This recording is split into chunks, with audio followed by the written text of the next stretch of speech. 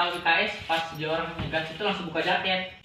Saya tahu IKS pas dia orang nyegas itu langsung buka jaket. Ada lambangnya sininya. Yo, cek out. Pencak silat, budaya warisan leluhur, berkembang begitu pesat di negeri kaya dan subur. Jasa para jawara dari barat hingga timur kan selalu terkenang walau jasad mereka telah terkubur. Kali ini ku hanya ingin kenalkan pada kalian 4 tokoh pencak silat negeri ini. Para pendiri sebuah organisasi yang para pendekarnya telah tersebar hingga pelosok negeri. Takkan pernah mati walau telah disusupi oknum pemecah belah keutuhan NKRI. Karena sumpah mereka yang tulus dari hati nurani di bawah kitab suci. Selamat dulur, selamat sore. Semoga hari ini menjadi berkah buat kita semua dan apapun yang kita lakukan, semoga diberikan kemudahan oleh Tuhan Yang Maha Esa. Pada sore hari ini dulur-dulur, kembali ke segmen sharing bersama Bima ANF. Dan kali ini Bima ANF mengajak dulur-dulur semua untuk membahas sebuah video yang di sini kita informasinya dapatkan dari dulur Lampung ya. Dulur Lampung yang di sini menjadi korban penusukan. Jadi dulur kita ini menjadi korban penusukan dari salah satu oknum dari perguruan. Karena ini kata dia ya, atau klarifikasi dari dia. Oknum tersebut menggunakan atribut IKSPI. Ini sebelum kita membahas lebih jauh lagi dulur-dulur, monggo dulur-dulurku, kita simak video klarifikasinya.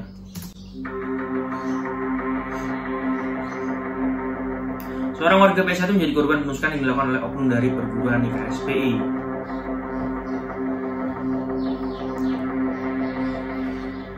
Hal ini dia ungkapkan ketika dulur-dulur PSHT menyambanginya setelah kejadian.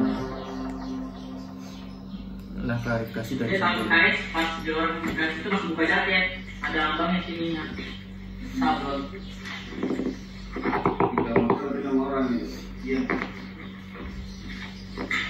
Saya tahu IKS pas dia orang nyegas itu langsung buka jaket. Saya tahu IKS pas dia orang nyegas itu langsung buka jaket. Saya tahu itu orang IKS pas dia pergi dari situ dia langsung buka jaket ya. Lambangnya sininya. Ada lambangnya di sini. 3 orang itu. Iya.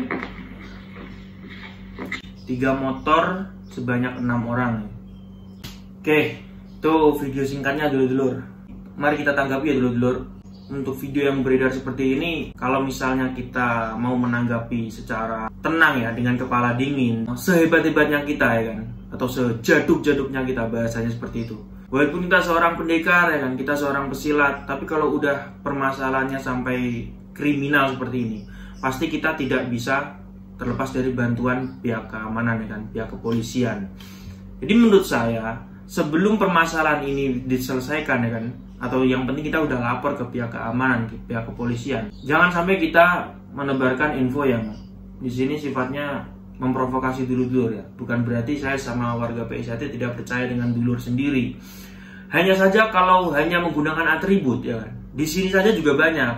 Jadi orang yang menggunakan atribut lalu dia melakukan tindakan kriminal lalu dicap, oh ini berarti orang PSHT nih, misalnya seperti itu. Ini kan kurang pas menurut kita, karena sebelum diklarifikasi dan belum diketahui siapa benar pelakunya ya kan.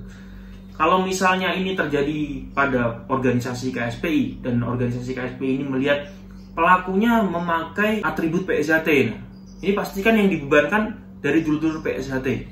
Jadi jangan sampai kita membuat opini ya kan, atau menyimpulkan yang di situ belum tentu benar adanya ya kan. Jadi alangkah baiknya bahasanya nih, klarifikasinya lebih baiknya seperti ini.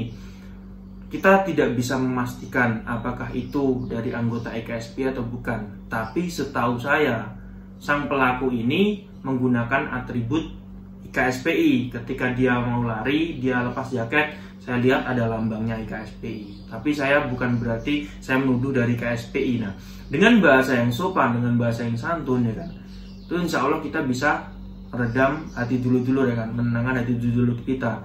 Karena bahaya dulur-dulur menggunakan nama organisasi atau menggunakan lambang ini ya, ini udah musuhnya udah orang banyak.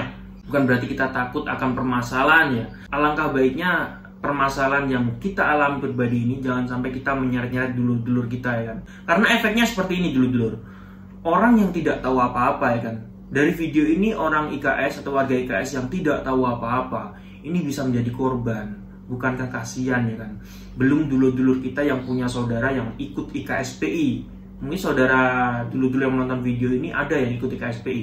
Terus dia menjadi korban sweeping dari dulur-dulur kita. Kan kasihan ya. Dia tidak tahu apa-apa, dia tidak tahu permasalahannya, dan dia orang KS yang tidak tidak punya masalah dengan warga PSJT sama sekali. Tapi dia di sweeping oleh warga PSJT. Nah ini udah jadi crashnya sama KSPI, crashnya sama dulu kita PSJT ya.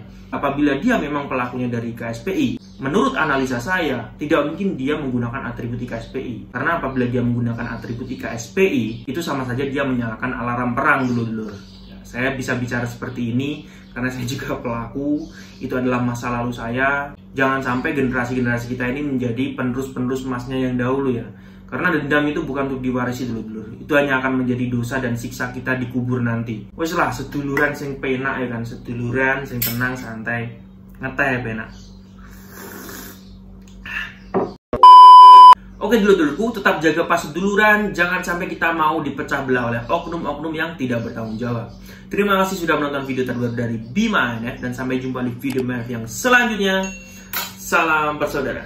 Yo, cek out. Pencak silat, budaya warisan leluhur, berkembang begitu pesat di negeri kaya nan subur. Jasa para jawara dari barat hingga timur kan selalu terkenang, walau jasad mereka telah terkubur. Kali ini ku hanya ingin kenalkan pada kalian 4 tokoh pencak silat negeri ini. Para pendiri sebuah organisasi yang para pendekarnya telah tersebar hingga pelosok negeri. Takkan pernah mati walau telah disusupi oknum pemecah belah keutuhan NKRI. Karena sumpah mereka yang tulus dari hati nurani di bawah kitab suci.